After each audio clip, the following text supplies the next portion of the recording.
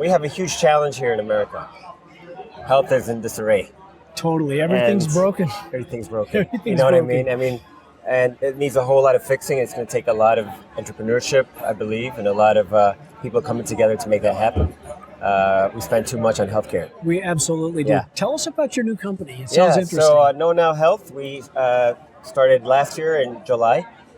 We started doing STD, access to testing, Okay. through a virtual care space, through an app that we created.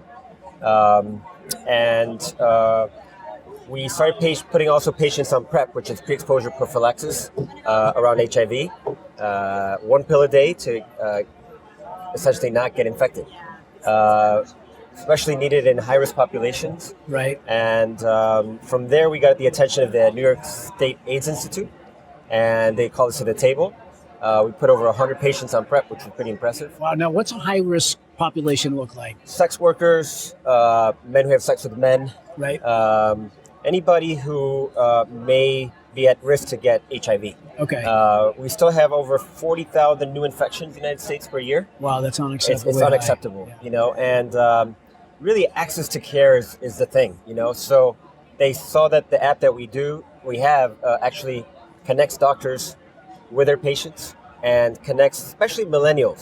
They love getting an app. Sure. And so the telehealth space is really run very well in terms of like Teladoc and American World, but they go to the high hospital systems, Sure. And so we decided to then get our same app and start getting it to FQHCs, which are federally qualified health centers. Okay. And that's really our safety net in America, where they serve the most underserved populations, rural areas, poor areas.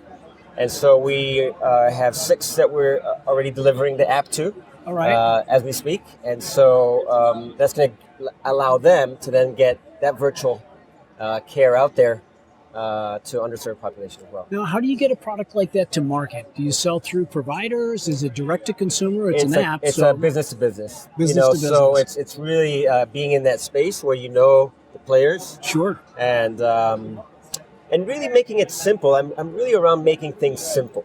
Like there's a big RAND study that came out around how telehealth is so how all these obstacles to care. Sure. But there's now a federal mandate around telehealth, through CMS and Medicare. And the Chronic Care Act. I mean, Correct. It's like giving us some great tailwinds. Yes, absolutely. Terrific. And so, it's really, I saw this digital health revolution. That's what we're all about. We really want to get access out there through technology.